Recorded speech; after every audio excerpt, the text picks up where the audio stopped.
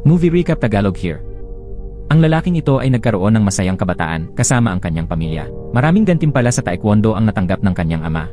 Lubos na nagbago ang buhay ni Bongjun nang pumanaw ang kanyang mga magulang. Sinanay siya upang maging pangunahing sundalo ng pambansang unit ng intelihensya. Ang matagal na paninilbihan sa propesyon ay nagdulot ng matinding pagkadismaya kay Bongjun sa buhay niya rito. Kaya't nagpasya siyang tumakas at tuparin ang pangarap niya noong bata pa siya, ang maging pintor. Ngunit kapag hinabol mo ang tagumpay, hahabulin ka rin ng tagumpay. Sinubukan ni Bongjun pero hindi ng labis. Karamihan sa kanyang mga obra ay hindi nailathala.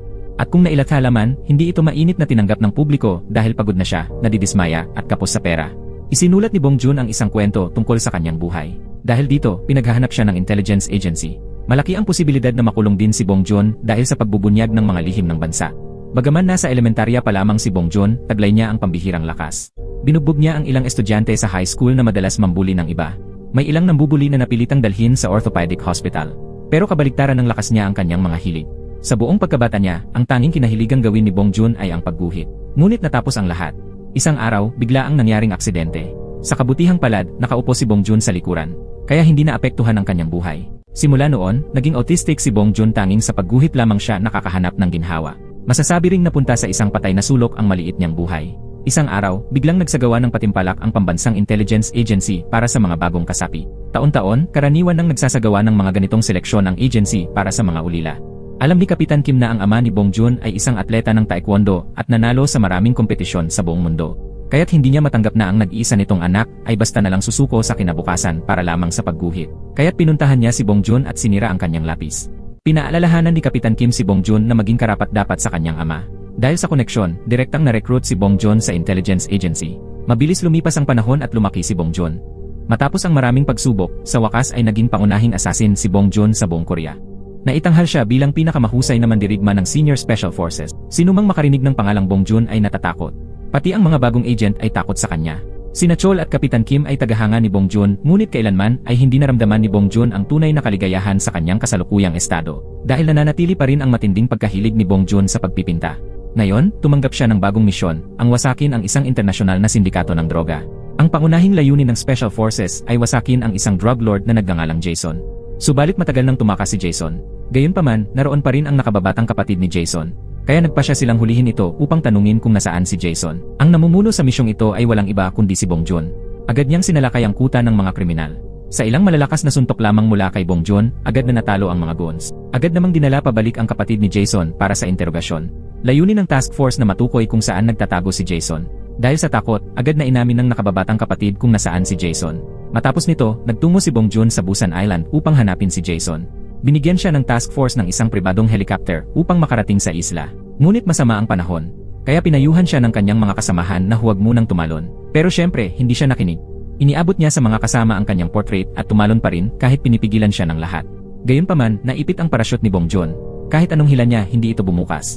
Dahil sa bilis ng bagsak, bumulusok si Bongjun ng diretsyo sa kalmadong dagat. Inakala ng lahat na siya ay namatay.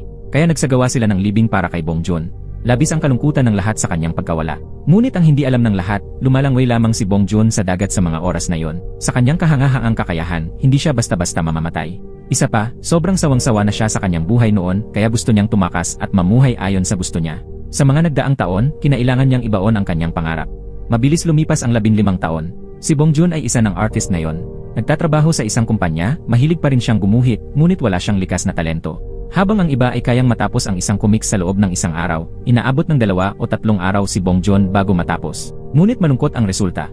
Maputla at walang buhay ang nilalaman ng comics kaya't araw-araw siyang pinapagalitan ng kanyang boss. Hindi lang yon, pati ang mga comics na ina-upload niya online ay binabatikos ng mga netizen. Karamihan sa kanila ay nagsasabing pangit ang nilalaman ng kanyang mga gawa. May ilan pang nagsasabing wala siya sa tamang pag-isip para maging pintor.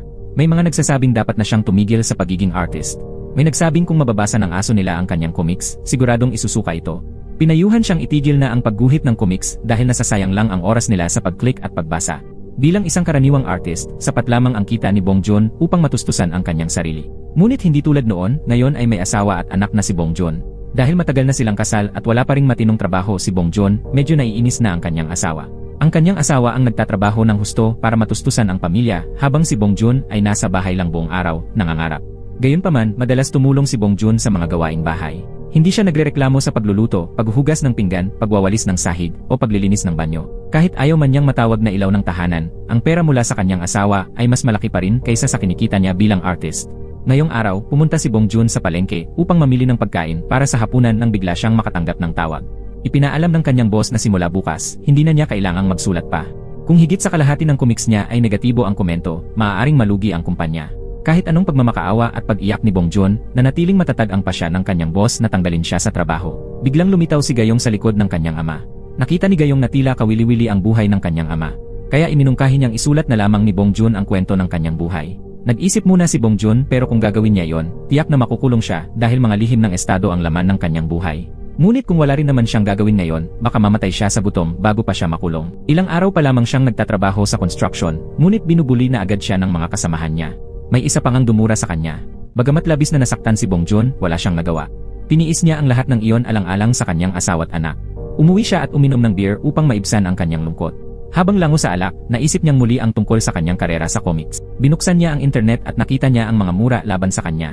Lalong nadismaya si Bongjun habang binabasa ang mga iyon. Sa sandaling iyon, naalala niya ang mungkahi ng kanyang anak na iguhit ang sariling kwento ng kanyang buhay. Matagal siyang nag-isip at sa huli ay nagpa siyang isulat ang kanyang buhay.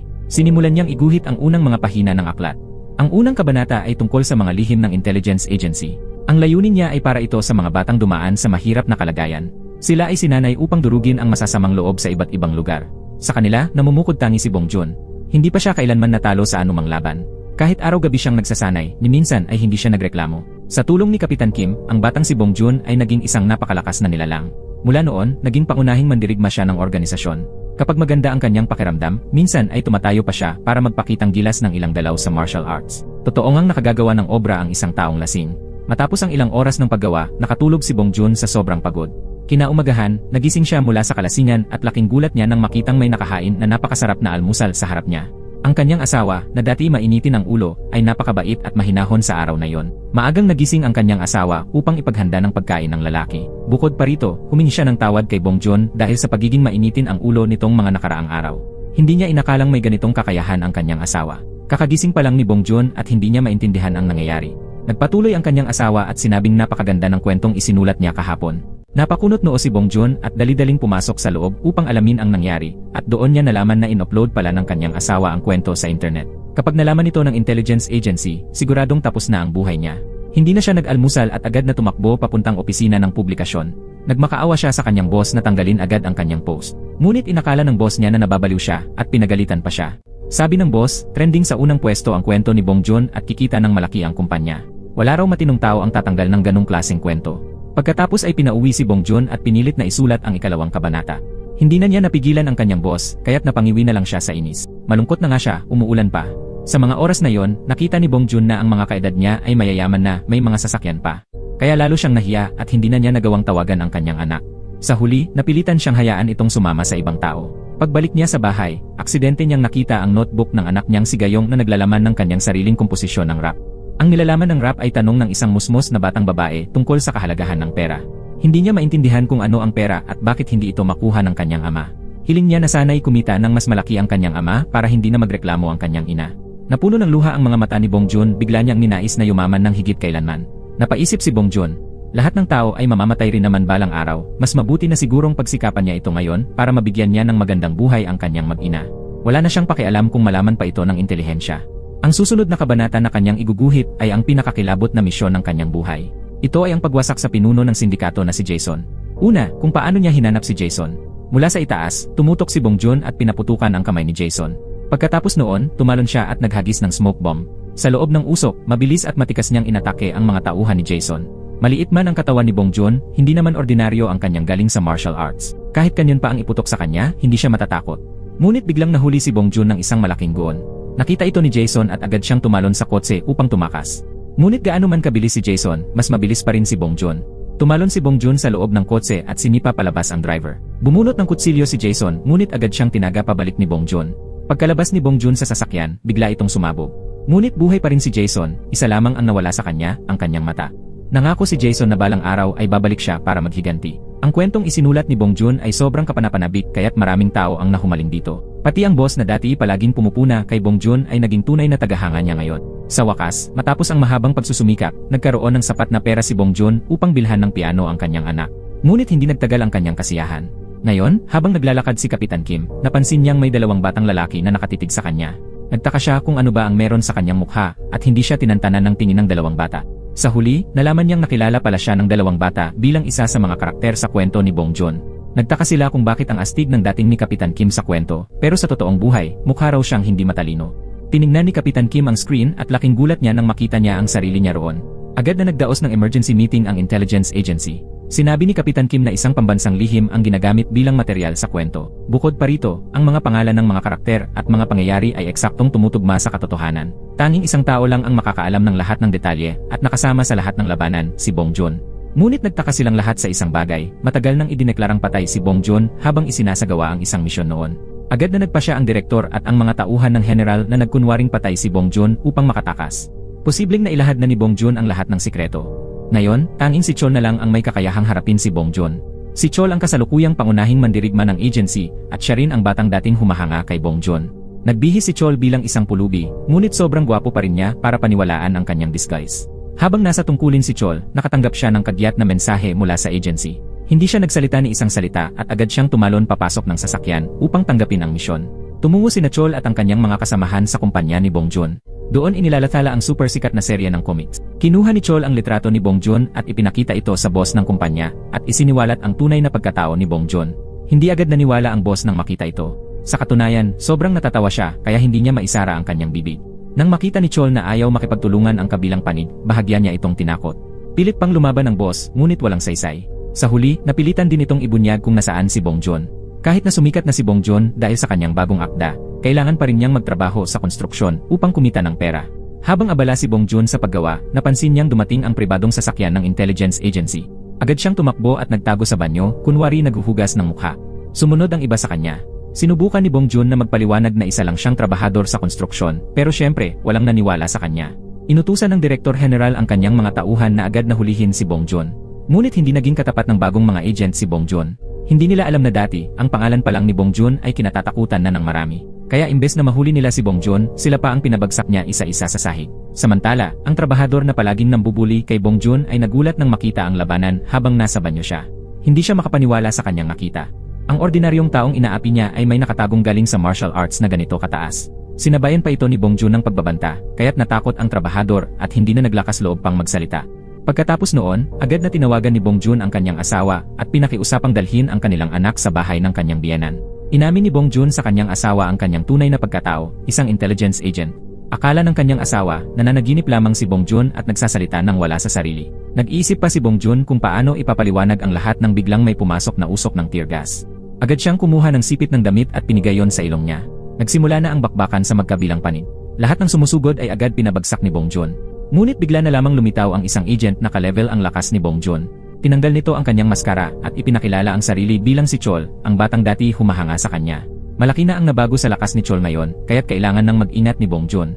Bago pa man sila makapag-usap ng maayos matapos ang napakahabang panahon, bigla na lamang nawala ng malay si Bong Joon matapos siyang bugbugin ni Chol. Samantala, nabasa na rin ni Jason ang comics ni Bong Joon. Kaya't nalaman na niya ngayon ang totoong dahilan ng pagkamatay ng kanyang nakababatang kapatid. Umiyak si Jason sa sakit. Bumagsak ang kanyang mga luha. Pumunta siya sa opisina ng publikasyon upang tanungin kung sino ang may akda ng comics. Inakala ng boss ni Bong Joon na isa lamang tagahanga si Jason na nagbihis gaya ng nasa comics, kaya't hindi siya tumigil sa katatawa. Dahil sa galit, binugbog siya ni Jason hanggang mawalan ito ng lakas upang lumaban. Hindi na kinaya ng boss ang sakit at napilitan siyang ibunyag kung nasaan si Bong Joon. Samantala, dinala na si Bong Joon sa istasyon para sa investigasyon. Ngunit bago pa man siya makapagsalita, sinipa na siya pabagsak sa lupa. Galit na galit si Kapitan Kim at tinanong siya kung bakit niya ipinagkanulo ang kanyang mga kasamahan at inilabas ang mga lihim ng bansa.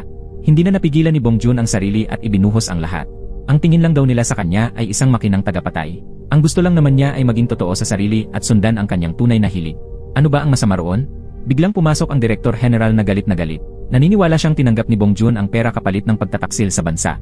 Ngunit ipinaliwanag ni Bong Joon na lasing lang siya nang isinulat niya ang comics at hindi siya ang nag-upload nito. Nawalan ng kontrol ang Direktor General at sinubukang saktan si Bong Joon. Pero pinigilan siya ng lahat. Ilang sandali pa, tumunog ang telepono at lumitaw ang pangalan na nakasave bilang Vapor. Sabi ni Bong Joon, iyon daw ay ang kanyang asawa. Ngunit nang sagutin niya ito, ang boses na narinig niya ay kay Jason. Kinidnap ni Jason ang asawa ni Bong Joon. Binigyan siya ng ultimatum, kung hindi siya dadating sa lugar na itinalaga ni Jason sa loob ng 30 minuto, papatayin niya ang asawa nito.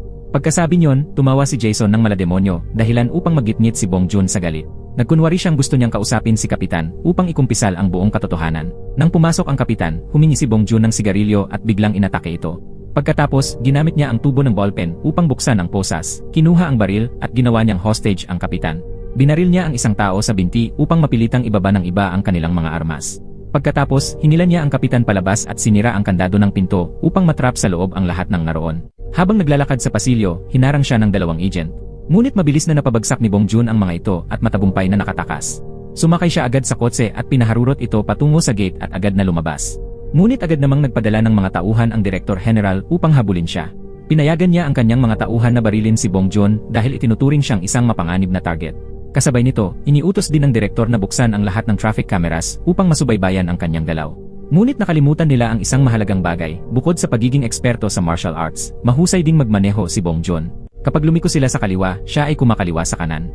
Kapag nakita niya ang stoplight, bigla niyang iniikot ang kotse. Hindi na nakapag-react ang 2 sasakyan ng intelihensya na sumusunod sa kanya. Pagkatapos, agad na dumiretso si Bong Joon patungo sa lugar ng tagpuan upang sagipin ang kanyang asawa. Ngunit nang tawagan niya si Jason upang itanong ang eksaktong lokasyon, sinabi nitong kailangang unahin ni Bong Joon ang mga taong sumusunod sa kanya sa loob ng lagusan. Kung hindi, pahihirapan niya ang kanyang asawa hanggang sa mamatay. Wala nang ibang pagpipilian si Bong Joon kundi tumigil sa lagusang tinutukoy ni Jason. Agad na dumating ang isa sa mga sasakyan ng mga agent. Habang naguguluhan pa ang batang agent, agad siyang hinila ni Bong Joon at kinabig sa ilalim ng sasakyan. Sumugod naman siya sa pangalawang sasakyan. Ngunit laking gulat niya nang makita niyang isa itong babaeng agent. Hindi pa kailanman nanakit si Bong Joon ng babae o bata. Kaya't hindi siya lumaban. Ngunit dahil sa matindi ang atake ng babae, napilitan siyang pabagsakin ito. Agad niyang nilok ang leg ng agent hanggang mawalan ito ng malay upang hindi siya maipagkanulo. Pagkatapos, ginamit ni Bong Joon ang sasakyan ng isang lalaking walang buhok na dumadaan sa lugar. Pagkaalis nila, biglang dumating ang isang mamamatay tao sakay ng motorsiklo. Binaril nito ang mga intelligence agent upang mapagbintangan si Bong Joon. Walang duda, tauhan iyon ni Jason. Nang dumating ang Director General, galit na galit siya. Dahil walang mga kamera sa loob ng lagusan, inakala ng Director General na si Bong Joon ay nagtaksil sa organisasyon at walang awang pinatay ang kanyang mga kasamahan. Agad siyang nag-utos na kidnapin ang anak ni Bong Joon upang gamitin itong panakot laban sa kanya.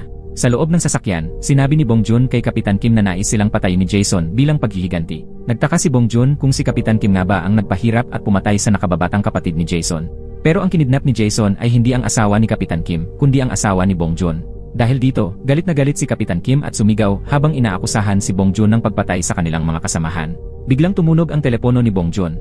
Hinanap niya ito sa loob ng sasakyan pero hindi niya mahanap. Lumabas na itinago pala ito ni Kapitan Kim sa loob ng kanyang pantalon para hindi ito makita ni Bong Joon. Ipinasok ni Bong Joon ang kanyang kamay at sa di inaasahan ay napindot niya ang sagot na buton. Sa kabilang linya, ang tumawag pala ay ang Director General. Kinidnap na niya si Gayong at inutusan si Bong Joon na bumalik agad. Kung hindi raw ay pahihirapan niya ang bata. Nang marinig ni Bong Joon ang sigaw ng kanyang anak na humihingi ng tulong, agad siyang yumuko upang marinig ito ng malinaw. Akala tuloy ng dumadaang truck driver na 2 manyakis ang nasa loob ng sasakyan. Ngayon, hindi na alam ni Bong Joon kung sino ang uunahin niyang iligtas, ang asawa ba o ang anak niya. Sa kanyang pag-aalinlangan, wala siyang nagawa kundi tapakan ng todo ang silinyador at magmaneho na parang baliw.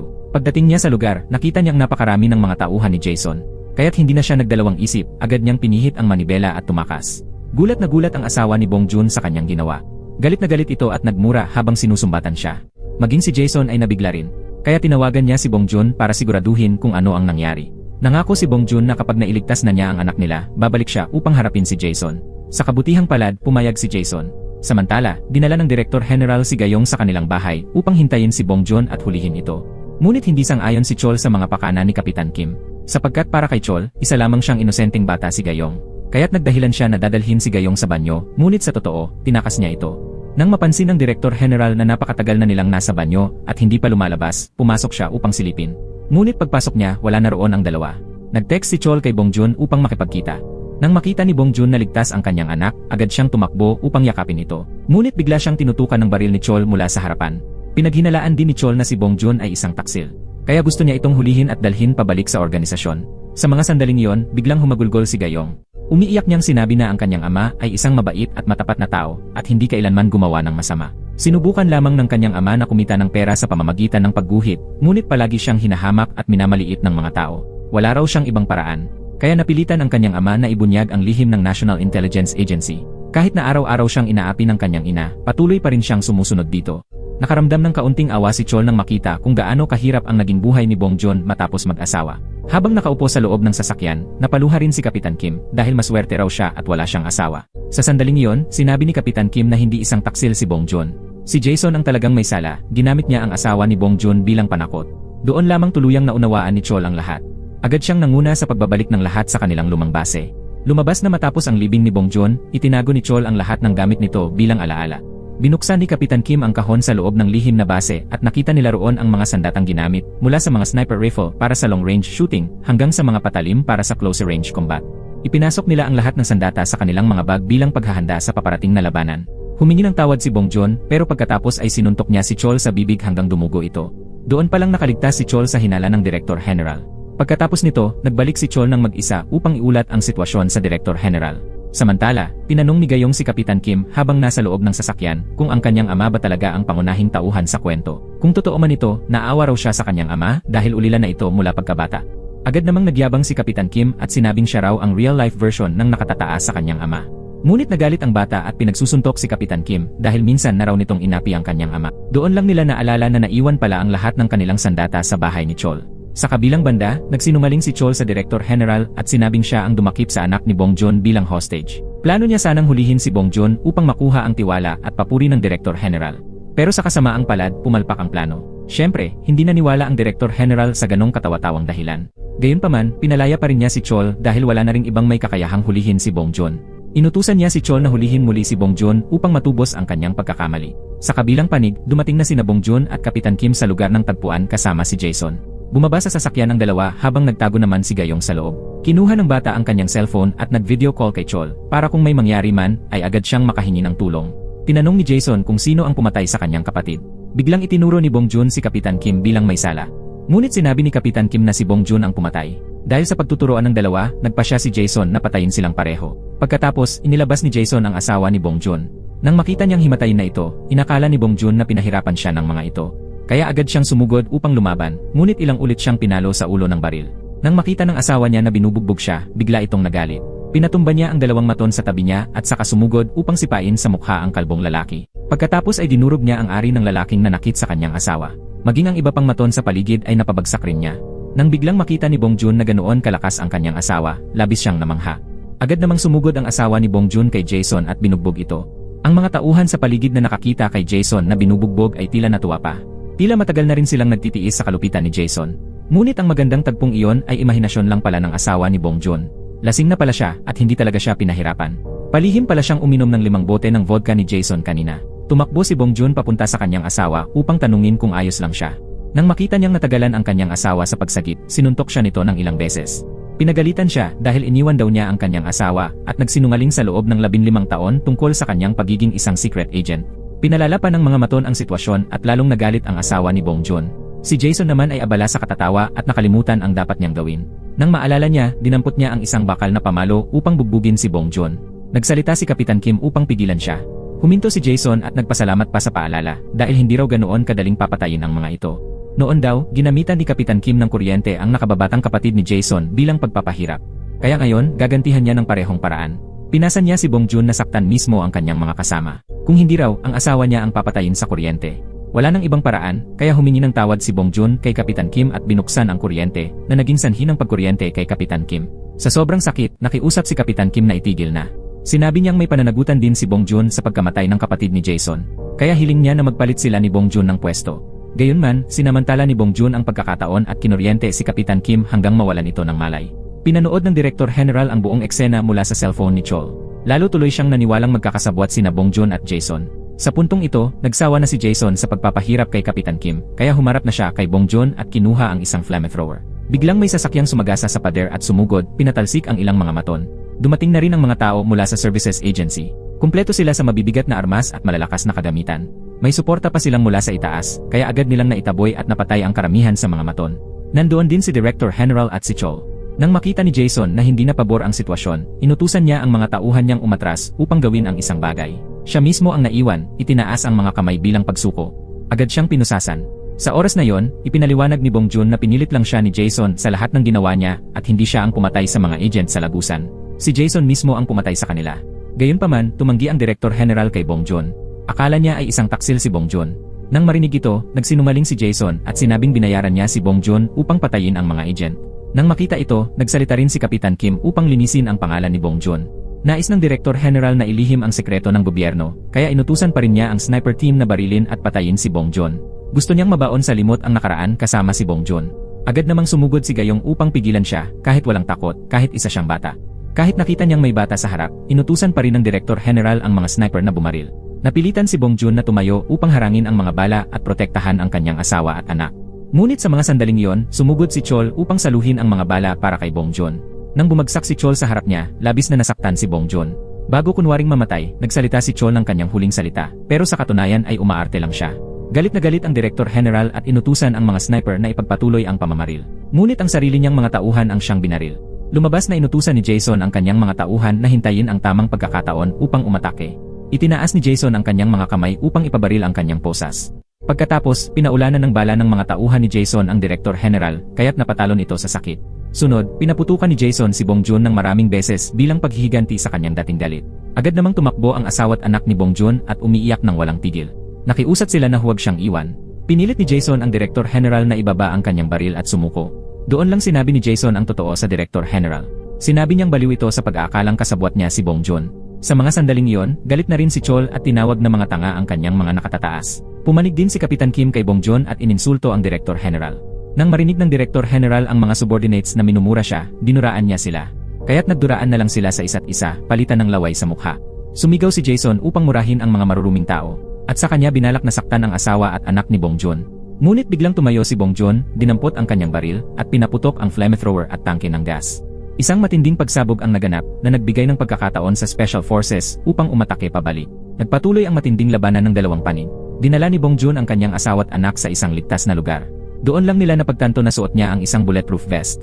At hindi lang isa, dalawa pa nga ang suot niya para masiguro ang kanyang kaligtasan.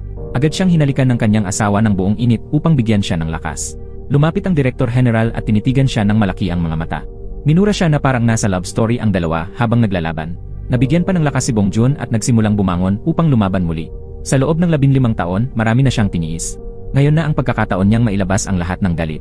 Pero ang hepe ay duwag lang pala. Ipinatong pa ang paa ng matabang lalaki sa kanya para magpanggap na patay. Lumaban din si Chol na parang hindi pa siya nabugbog kailanman. Si Kapitan Kim naman ay tinamaan ng bala sa balakang ng mamamatay tao ni Jason. Pumulot siya ng kahoy at ginamit iyon bilang sandata, sa kasumugod habang suntok at sipa ang pinakawalan. Sa totoo lang, dati siyang pinakamahusay na mandirigma. Kaya ngayon, wala lang sa kanya ang mga thugs. Pinatumba niya ang isa gamit ang isang suntok sa pagitan ng puwet nito. Nasaktan ang lalaking iyon ng husto kaya't hindi makapagsalita at tatalon-talon na lang. Pagkatapos, madali siyang pinatumba ni Kapitan Kim. Habang nakikipaglaban si Jason, napansin niyang wala na siyang bala sa baril. Kaya umakyat siya sa itaas ng base para mag-reload.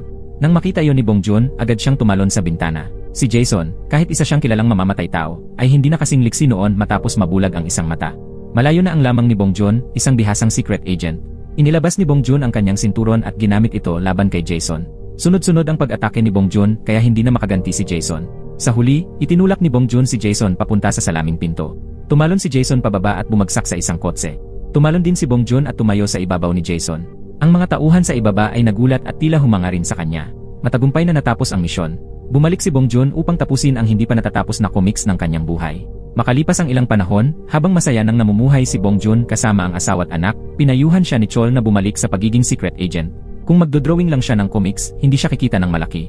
Ngunit tumanggi si Bong Joon dahil ang kaligtasan ng kanyang asawa at anak ang kanyang prioridad. Bukod pa roon, mas malaki na ang kita niya ngayon. Kaya ayaw na niyang isugal ang kanyang buhay. Gusto niyang maging sarili niya at hindi na bumalik sa dati. Buong puso rin siyang sinuportahan ng kanyang asawa at anak. Marahil mula noon, maaari na siyang mamuhay ng masaya kasama ang kanyang pamilya. Ngunit hindi ganoon kadali ang buhay. Nakalimutan ni Bong Joon na marami siyang naging kaaway ng mga mafia boss noong siya ay agent pa. Isinulong niya ang katarungan sa buong mundo, mula Russia, Japan hanggang China. Tinalo niya ang mga sindikato sa mga bansang iyon. Si Jason ay simula pa lang ng paghihiganti. Ngunit patuloy na inilalagay ni Bong Joon sa kanyang comics ang mga istorya ng kanyang buhay bilang secret agent. Isang araw, inimbitahan si Bong Joon ng isang istasyon ng TV upang lumahok sa isang live na panayam. Sinabi ng host na may mga netizens na hinalang si Bong Joon ang pinaghanguan ng karakter sa kwento. Nang marinig iyon, mabilis na itinanggi ni Bong Joon at sinabing napakaduwag niya na hindi niya kayang pumatay ng langgam. Ipinahayag din ni Bong Joon ang kanyang pasasalamat sa kanyang pamilya. Kinuha niya mula sa kanyang bulsa ang isang lapis at sinabi na ito ang lapis na ginamit niya sa pagguhit ng kwento. Palagi niya itong dadalhin upang hindi niya makalimutan ang kanyang orihinal na pangarap. Ibinunyag din niya na malapit nang lumabas ang ikalawang bahagi ng kwento. Gayunpaman, ang kanyang pagtangging marunong pumatay ay ikinagalit ng mga gangster na natalo niya noon. Palihim silang pumasok sa Korea mula sa Russia, Japan, at China upang maghiganti sa kanya. Ngunit pagdating nila sa daungan, natuklasan sila at agad pinalibutan ng mga agent ng National Intelligence Service. Isang lalaki na may malaking peklat sa mukha ang nagtangkang tumakas, ngunit agad siyang naharang ni Chol. Kahit marunong ng martial arts ang lalaking may peklat, malayo pa rin ang agwat nila ni Chol. Habang kinakaladkad ni Chol ang kriminal, si Kapitan Kim naman ay nakatayo lang sa tabi at nanonood ng eksena. Sa oras ding iyon, tumawag si Bong Joon at inimbita silang dalawa na dumalo sa isang art exhibit na inorganisa ng kanyang asawa. Lumingon si Chol kay Kapitan Kim at tinanong kung dapat ba nilang ipaalam kay Bong Joon ang balak ng mga kalaban na patayin siya.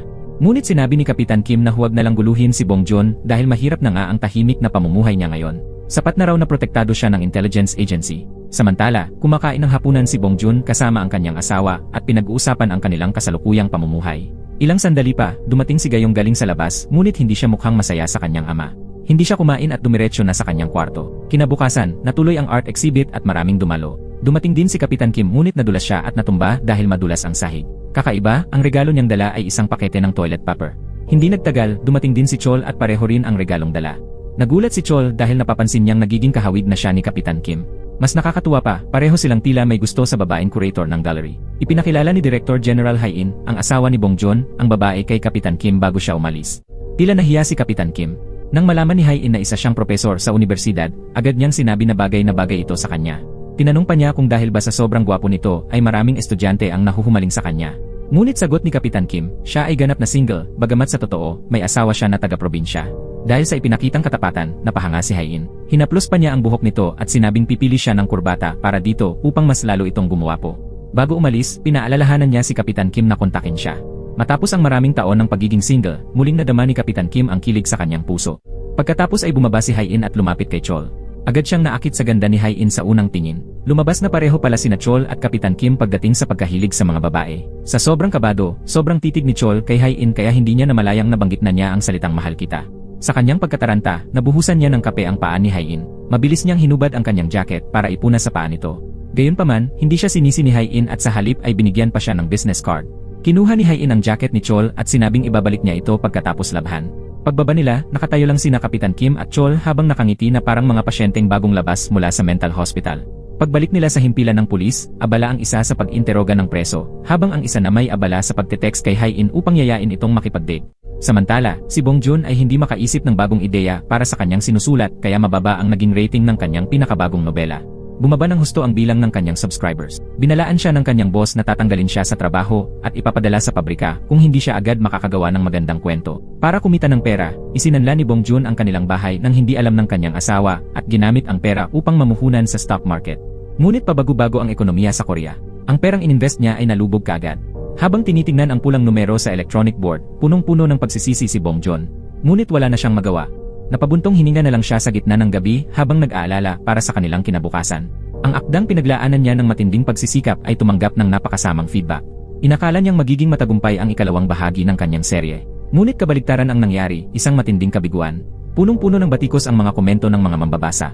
Pati si Gayong ay kinakailangang tiisin ang masasakit na salita mula sa mga netizens. Sa opisina, tila nag-iba na rin ang tingin sa kanya ng kanyang mga kasamahan. Napilitan si Bong Joon na sundin ang utos ng kanyang boss na pansamantalang ihinto ang paglalathala ng kwento. Itinago niya ang lahat ng ito sa kanyang asawa. Gabi-gabi, mag-isa siyang nakaupo sa madilim na opisina. Habang tinititigan ang bunto ng bayarin sa kanyang harapan, hindi mapakali ang kanyang puso. Hindi na siya nag-aksaya ng oras, agad siyang nagtungo upang sunduin ang kanyang anak sa paaralan. Ngunit nagulat siya nang matuklasan na malaki na pala ang kanyang anak. May nobyo na ito ngayon. At hindi lang iyon, tila sobrang malapit na sila sa isa't isa.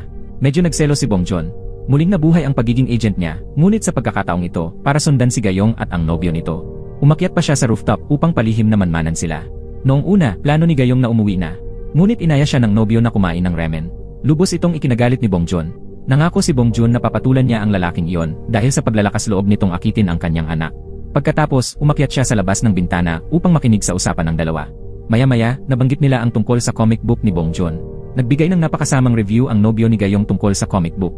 Lalo itong ikinasama ng loob ni Bong Joon at lalong tumindi ang kagustuhan niyang turuan ng leksyon ang binata. Gayunpaman, nang ibunyag ni Gayong na ang kanyang ama ang may akda ng comics, agad na humingi ng tawad ang nobyo niya. Ngunit mas ikinagulat ni Bongjun ang sinabi ni Gayong. Mas malala pa ang tingin niya sa gawa ng kanyang ama, sinabi pa niyang mas masahol pa ito sa basura. Sa narinig, hindi na napigilan ni Bongjun ang lumuha. Pati ang nobyo ni Gayong ay nakaramdam na sobra na ang sinabi niya, kaya't nagsalita ito upang ipagtanggol si Bongjun. Ngunit sinabi ni Gayong na simula nang mapangasawa ng kanyang ina ang kanyang ama, puro hirap na ang naranasan nito. Wala raw kahit isang araw na naging masaya ang kanyang ina. At ngayong may pagkakataon na itong tuparin ang sarili nitong pangarap, bigla namang pumalpak ang kanyang ama. Nangako si Gayong na mag-aaral siyang mabuti upang suportahan ang pamilya nila at tulungan ang kanyang ina na maabot ang pangarap nito. Sa narinig, napahagulgol si Bongjun na parang bata. Naghahalo ang emosyon sa kanyang puso, naantig siya sa pagiging mature ng kanyang anak, ngunit labis ding nasasaktan dahil sa pagkakabigo ng kanyang karera. Hindi na niya alam ang dapat gawin, kaya't nagpakalasing na lang siya upang mapawi ang lungkot. Pag-uwi ni Bongjun, hinanap niya agad ang kanyang anak upang makausap. Naisa na niyang ipaliwanag ang lahat ng nangyari sa araw na yon. Ngunit nanatiling malamig ang pakikitungo ni Gayong sa kanya. Sa bandang huli, nagkaroon sila ng mainit na pagtatalo at pinalayas pa siya ni Gayong palabas ng kanyang silid. Dahil sa insidenteng yon, napagpasyahan ni Bongjun na baguhin ang sarili. Naghanda siyang magsulat mula sa ibang perspektibo. Kung hindi tinanggap ang bida, gagawa siya ng isang napakalupit na kontrabida. Ngunit wala pa rin siyang maisip na konkretong ideya. Kaya naisipan niyang lumabas upang humanap ng inspirasyon. Napadpad siya sa isang shopping mall. Sa wakas, napagpasyahan niyang itakda ang tagpuan ng kwento sa isang high-tech na korporasyon. Isinulat niya ang istorya mula sa pananaw ng mga magnanakaw ng kumpidensyal na impormasyon. Sa kwento, sinunog ng mga magnanakaw ang gusali. Nagbihis sila bilang mga bombero upang makapasok sa loob. Doon nila ninakaw ang data at winasak ang server. Sa huli, napakagaling ng kanilang pagtakas na wala man lang nagawa ang mga pulis. Mabilis niyang natapos ang unang kabanata. Ipinakita niya ito sa kanyang masungit na boss. Nasiyahan ng husto ang boss at agad itong inilathala. Ito ang unang pagkakataong nakabasa ang mga mambabasa ng isang serye kung saan ang mga kontrabida ang nangingibabaw. Kaya tuwang-tuwa sila. Mabilis na umakyat sa tuktok ng Korean Comic Rankings ang bagong serye ni Bongjun at tumanggap ng maraming papuri. Gayunpaman, may ilang netizens pa rin na pumupuna sa kanyang kwento. Lubos itong ikinagalit ni Bongjun. Kaya't nagpasya siyang alamin ang pagkakakilanlan ng mga ito at personal na puntahan sa kanilang bahay upang turuan ng leksyon. Hindi na rin nakapagtataka na sumikat ang mga comics ni Bongjun sa mundo ng mga kriminal at ang pinuno ng grupo ay si Jin. Nagpasya si Jin na isagawa ang pagnanakaw ayon sa nilalaman ng comics. Kaya't ang Korean Technology Building ang naging unang target. Nagpaputok ng smoke grenades ang mga magnanakaw mula sa katapat na gusali upang ma-activate ang fire alarm. Nang ma-evacuate na ang mga empleyado, dumating ang fire truck. Ang mga bumaba ay sina Jin at ang kanyang grupo. Gumanap sila ayon sa pagkakasunod sa kwento at madali nilang nakuha ang kumpidensyal na impormasyon. Bago sila umalis, naglagay pa sila ng bomba upang sirain ang server at pagkatapos ay tuluyang naglaho na parang bula. Samantala, nadiskubre ni Bongjun na ang isa sa mga netizen na nanira sa kanya ay isang batang nasa elementarya pa lang. Plano sana ni Bongjun na takutin lang ang bata at pagkatapos ay umalis na. Ngunit kalaunan, nalaman niyang ang tunay na dahilan ng paninira ng bata ay ang kagustuhan nitong mapansin sa pamamagitan ng negatibong komento. Ang totoo, wala siyang mga kaibigan sa tunay na buhay at palagi pa siyang binubuli. Pagkarinig niyon, pinatawad siya ni Bongjun. Pinayuhan pa niya ang bata na huwag magpatalo at lumaban sa pambubuli. Taos puso ring naging kaibigan siya ni Bongjun at unti-unti silang naging malapit sa isa't isa. Ibinunyag din ng bata na isa siyang malaking tagahanga ni Agent Bongjun noong unang bahagi ng serye. Dahil dito, naging magkaibigan sila matapos ang pag-uusap. Umalis si Bongjun sa bahay ng bata sa pamamagitan ng pangunahing pinto. Hindi nagtagal matapos ang nakabibiglang pagnanakaw ng kumpidensyal na impormasyon, mas lalong ikinagulat ng lahat na tumugma ang kilos ng mga magnanakaw sa nilalaman ng comics ni Bongjun. Sumabog ang social media sa sari-saring teorya. Marami ang naniwalang kaya ng comic artist na makita ang hinaharap. Dahil dito, pinaghinalaan si Bongjun ng National Intelligence Service na sangkot sa krimen, lalo na't masama ang kanyang kalagayang pinansyal. Wala rin siyang alibay noong oras ng insidente. Kaya't dinala siya sa punong tanggapan para imbestigahan. Pati ang kanyang asawa ay ipinatawag. Pinaghinalaan ng Director General na si Bongjun mismo ang nag-ayos ng insidente upang maisulong ang kanyang comics. Ngunit mariing tumutol ang kanyang asawa dahil sa paningin niya, masipag at may talento ang kanyang asawa. Gayunman, ibinunyag ng Director General ang isang nakakagulat na lihim na isinangla ni Bongjun ang kanilang bahay upang mamuhunan sa stock market. Kahit anong pigil ni Bongjun, agad na napagtanto ng kanyang asawa ang katotohanan. Sa ilalim ng kanyang pressure, napilitan si Bongjun na aminin 90% ng puhunan ang nawala sa kanya. Sa sobrang galit, binugbog siya ng kanyang asawa upang mailabas ang sama ng loob. Nang makita niya ang Director General na natatawa sa kanya, agad siyang sumagot ng pang-aasar. Hindi niya inaasahang hindi basta-basta ang Director General. Agad niyang inilabas ang mga litrato ng asawa ni Bongjun na nagpa-party noong nakaraan. Noong panahong iyon, isa siyang tunay na bad girl na may palayaw na 60 seconds dahil kaya niyang paibigin ang mga lalaki sa loob lamang ng 1 minuto. Agad na nagtangkang umalis ng interrogation room ang asawa ni Bong Joon matapos iyon. Pagkatapos, bumalik ang Director General upang tanungin si Bong Joon tungkol sa kanyang alibay. Sa kabutihang palad, naalala ni Bong Joon na nasa bahay siya ng batang lalaki noong oras ng insidente. Kaya't dinala ang bata upang magsilbing saksi. Tapat na ikinuwento ng bata ang buong pangyayari. Nag-record pa nga siya ng video bilang ebidensya dahil natakot siyang baka may mangyaring masama. Dahil sa video na ito, napatunayang walang kasalanan si Bong Joon at agad din pinalaya ang bata. Gayunpaman, hindi pa rin nalalaman kung sino ang tunay na kriminal. Sa oras na yon, dinala ni Captain Kim si Bong Joon sa isang lihim na kulungan. Nabigla at natakot si Bong Joon nang makita na ang lahat ng mga kriminal na natalo niya noon ay nakakulong pala rito. Ipinaliwanag ni Captain Kim na dahil ayaw nilang maapektuhan ang tahimik na buhay na pinaghirapan ni Bong Joon, siya at si Chol ay lihim na itinago ito sa kanya. Labis itong ikinatuwa at ikinaantig ng damdamin ni Bong Joon. Pagkatapos nito, nagsama-sama ang tatlo upang imbestigahan ang kaso, ngunit wala silang nahanap na lead. Sa huli, nakaisip ng plano si Bong Joon. Dahil ginagaya ng mga magnanakaw ang nilalaman ng kanyang comics, magsusulat siya ng bagong kaso sa susunod na kabanata. Kailangan lang maghanda ng maaga ang mga pulis upang mahuli ang buong grupo ng kriminal. Sumang-ayon din ang Director General sa planong ito dahil mukhang makatuwiran. Kaya't agad na kinuha ni Bong Joon ang kanyang drawing board at nagsimulang mag-isip ng bagong kwento. Ang plano ni Bong Joon, ang susunod na target ng mga magnanakaw ay isang bangko. Bigla silang susugod sa loob at kokontrolin ang lahat ng empleyado. Pagkatapos, nanakawin nila ang lahat ng ginto sa bangko. Ngunit habang hawak nila ang mga bihag, palihim na pinaandar ng isang empleyado ang alarm. Agad namang napalibutan ng pulisya ang buong gusali. Humiling ng negosasyon ang mga magnanakaw. Dahil nag-aalala ang mga pulis sa kaligtasan ng mga bihag, pumayag sila sa mga kondisyon ng mga kriminal. Inihanda ng pulisya ang isang sasakyan para sa pagtakas ng mga magnanakaw at umatras sila ng 3 kilometro, ayon sa hiling. Inakala ng mga magnanakaw na matagumpay ang kanilang plano kaya't masayang-masaya silang tumakas dala ang pera. Ngunit hindi nila inaasahang haharangin sila ng pulisya sa gitna ng daan. Gayunpaman, hindi nasiyahan ang Director General sa ganitong katapusan. Ayon sa kanya, kung kakalat ang ganitong kwento, maaaring mawalan ng reputasyon ang National Intelligence Service. Kaya't inutusan niya si Bong Joon na baguhin ang kwento. Dapat ay may isang agent sa loob ng bangko kasama ng mga bihag. At habang abala ang mga magnanakaw, ang agent ang mag-isang tumalo sa buong grupo. Wala nang nagawa si Bong Joon kundi sundin ang kagustuhan ng Director General. Matapos baguhin ang kwento, in-upload niya ang bagong kabanata online. Agad na nagsidagsaan ang mga mambabasa upang basahin ang update. Sa loob lamang ng wala pang isang oras, umakyat sa unang pwesto sa chart ang kwento ni Bong Joon. Maraming vloggers pa nga ang nagpost ng mga video na nagsusuri kung maaaring gamitin ng mga magnanakaw ang bagong plot para muling gumawa ng krimen. Upang mahuli sila, nagpadala ang Director General ng mga agent na mag-abang sa bangko. Iniisip ng Director General na malapit sina Captain Kim at Chol kay Bong Joon, kaya natakot siyang maagawan siya ng kredito sa kasong ito. Kaya't naghanap siya ng dahilan upang hindi sila isama sa operasyon. Ngunit si Jin ay hindi kumilos sa karaniwang paraan. Pagkatapos basahin ang kwento ni Bong Joon, hindi siya pumunta sa bangko. Sa halip, pinangunahan niya ang isang grupo upang harangin sina Captain Kim at Chol habang dumadalo ang mga ito sa isang art exhibition. Sa katunayan, si Jin ay dati palang mataas na opisyal sa Korea. Dati nang nabigo si Jin sa isang misyon. Bilang resulta, siya at ang kanyang buong pamilya ay pinatalsik ng organisasyon. Ngunit sa proseso ng kanilang eliminasyon, pinalad siyang makaligtas at tumakas patungong Pransya.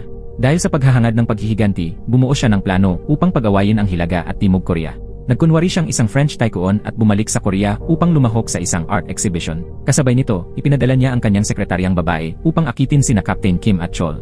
Ang dalawang ito ay naniwala pa na si Hae-in ang tunay na pag-ibig ng kanilang buhay. Ngunit sa bandang huli, nalaman nilang isa lang pala itong bitag na isinagawa ni Jin. Sa simula, sinunod ni Jin ang unang pag-atake batay sa nilalaman ng comics ni Bong Joon. Dahil dito, naniwala ang lahat na isa lang siyang baliw na tagahanga ng serye. Nang makampante na ang Director General, sinimula ni Jin ang susunod na bahagi ng kanyang plano. Inakit ni Hae-in sina Captain Kim at Chol papunta sa art exhibition. Samantala, sinamantala ni Jin ang pagkakataon upang hulihin silang dalawa at piliting ipagtapat ni Captain Kim ang kinaroroonan ng Gate to Hell. Biglang nag-iba ang ekspresyon ni Captain Kim nang marinig ang pagbanggit sa Gate to Hell. Lumabas na, upang wakasan ang giyera, nagpatupad ang Hilagang Korea ng isang lihim na plano na tinawag na Gate to Hell. Nagtago sila ng isang maliit na liquefied bomb na galing sa Soviet Union na layuning ipanira sa mga leader ng Timog Korea. Ngunit nalaman ito ng militar ng Timog Korea at agad na ninakaw ang bomba. Dahil hindi nila napangalagaan ng sandata, si Jin at ang mga kasangkot na opisyal ay pinarusahan ng organisasyon. Alam ni Jin na hawak ng National Intelligence Service ang bomba, ngunit hindi niya alam ang eksaktong lokasyon. Siyempre, tumanggi si Captain Kim na magsalita kahit halos mamatay na siya sa bugbog. Sa mga oras na yon, sinuri ni Hae-in ang mga naunang nakaw na impormasyon. Doon niya natuklasan na ang bomba ay nakaimbak sa secret bunker ng National Intelligence Service. Sa oras na yon, karamihan sa mga agent ay abala sa pag-abang sa bangko, kaya agad na pinangunahan ni Jin ang kanyang grupo patungo sa National Intelligence Agency. Ginamit ni Jin ang isang lihim na lagusan upang makapasok ng hindi namamalayan ng security team. Pagkatapos, mabilis nilang naagaw ang kontrol sa buong gusali. Batay sa impormasyong nakuha niya, natuklasan niya ang isang lihim na pintuan patungo sa taguan ng bomba sa basement. Samantala, isang misteryosong grupo ang sumalakay sa kumpanya ng comics ni Bong Joon at dinukot ang kanyang boss. Pagkatapos, ginamit nila ang computer ng boss upang gumawa ng bagong kabanata. Sa mga sandaling iyon, nakatali si Captain Kim at napansin niyang malapit lang ang kanyang cellphone. Kaya agad niyang ginamit ang voice assistant upang tawagan si Bong Joon. Nang marinig ni Bong Joon na balak ni Jin pasabugin ang bomba, siya ay nataranta. Pagkatapos, na-update ang comics ni Bong Joon ng bagong kwento. Ginamit ng grupong terorista ang plot ng comics upang ilihis ang atensyon ng mga agent. Palihim silang pumasok sa National Intelligence Service at ninakaw ang bomba. Sa huling sandali, ipinahayag ng terorista na isa siyang agent mula sa Hilagang Korea at agad niyang pinasabog ang bomba. Nawasak nito ang mahigit kalahati ng lungsod at naging mitsa pa ng digmaan sa pagitan ng Hilaga at Timog Korea. Nang mabasa ng mga tao sa Korea ang bagong kabanata ng comics, labis silang nalito. Marami pang ang naniwala na si Bong Joon ay isang agent ng North Korea. Nang mabasa ito ng asawa ni Bong Joon, agad niya itong tinawagan. Dahil kulang sa oras para magpaliwanag, sinabi lang ni Bong Joon na hindi siya ang gumawa ng kwentong iyon. Pagkatapos, inutusan niya ang asawa na iligtas sina Captain Kim at Chol. Siya naman ay agad tumungo sa National Intelligence Service. Pagdating ni Bong Joon, pinadala ni Jin ang kanyang mga tauhan upang harangin siya. Ngunit masyadong mataas ang pagtingin ni Jin sa kakayahan ng kanyang mga tauhan, hindi niya alam kung sino ang kanilang kaharap. Sa kabila ng mga taon ng pagsusulat ng comics, si Bong Joon ay isang legendary agent. Hindi kumupas ang kanyang mga kakayahan. Mag-isa niyang tinalo ang tatlong malalaking siga ng walang kahirap-hirap. Sa mga sandaling iyon, sa rooftop, inactivate ni Jin ang timer ng bomba na may countdown na 20 minuto. Naghanda siyang sumakay ng helicopter upang makatakas bago sumabog ang bomba. Ngunit biglang humabol si Bong Joon at pinabagsak ang piloto sa pamamagitan ng pagbaril. Plano sanang ipautos ni Jin sa kanyang mga tauhan na patayin si Bong Joon. Pero dumating din sa oras sina Captain Kim at Chol. Nagtagal ang barilan hanggang maubusan ng bala ang magkabilang panig. Kaya't nauwi ito sa suntukan at pisikal na labanan. Nagharap ang dalawang legendary agent. Gayunman, hindi pa rin naging katapat ni Jin si Bong Joon. Sa laban nila, lapis lang ang naging sandata ni Bong Joon pero nagtagumpay pa rin siya. Samantala, matagumpay ring napigilan ni Chol ang isa sa malalaking siga. Sa kabilang bahagi naman ng gusali, nasagip ni Captain Kim si Hai-in nang muntik na itong mahulog sa railing. Ngunit sa halip na magpasalamat, tinangkapan niyang patayin si Captain Kim. Sa kabutihang palad, naitulak siya ni Chol palayo sa tamang oras. Sinubukan ni Bong Joon na pigilan ang programa ng pagpapasabog ng bomba. Kahit na malapit nang mamatay si Jin, pinilit pa rin niyang barilin ang control panel, kaya't hindi na ito mapigilan. Ang tanging paraan na lang ay ilipad ito sa dagat upang mabawasan ang pinsala. Sa huli, nagbato-batupik sila upang malaman kung sino ang swerteng magdadala ng bomba palayo. Kapag sumabog ang bomba sa Seoul, mabubura ang buong lungsod. Nang may natitirang 10 minuto na lang sa countdown, hindi na nagdalawang isip si Bong Joon at binuhat ang bomba paakyat sa helicopter. Bago umalis, sinabi ni Bong Joon kay Captain Kim na alagaan ang kanyang pamilya. Habang nasa helicopter, tinawagan ni Bong Joon ang kanyang asawa at anak upang sabihin ang mga taos-pusong salitang matagal na niyang kinikimkim. Pinatawad din siya ng kanyang asawa at anak at umaasang babalik siya ng ligtas. Pagkalipas ng 10 minuto, sumabog ang bomba sa dagat. Napakaliwanag ng pagsabog na tila naliwanagan ang buong kalangitan ng Seoul. Nang akala ni Captain Kim at ng lahat na nagbuwis na ng buhay si Bong Joon, bigla silang nakatanggap ng tawag mula sa kanya. Lumalabas na bago sumabog ang bomba, tumalon si Bong Joon sa dagat at nakaligtas. Labis ang tuwa ng lahat. Pagkatapos ng insidenteng ito, mas sumikat si Bong Joon kaysa dati. Naging isa siya sa mga nangungunang comic artist sa Korea. At sa wakas, muling nabuhay si Bong Joon ng masaya kasama ang kanyang asawa at anak. At dito nagtatapos ang pelikula. Maraming salamat sa panonood. Hanggang sa muli, paalam.